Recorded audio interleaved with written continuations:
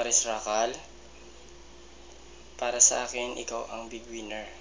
At sa mga kilala ko sa taga Iloilo, sa tingin ko, ikaw ang nagpapakatotoo sa loob ng bahay ni Kuya. Bukod sa talented ka na, maganda pa ang pakikitungo mo sa loob ng bahay ni Kuya at sa mga housemate mo.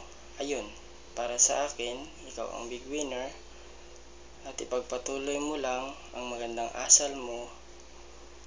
At sa mga housemate pala, marami rin akong natutunan sa inyo. Maris Racal, good luck. Sana ikaw ang manalo sa PBB.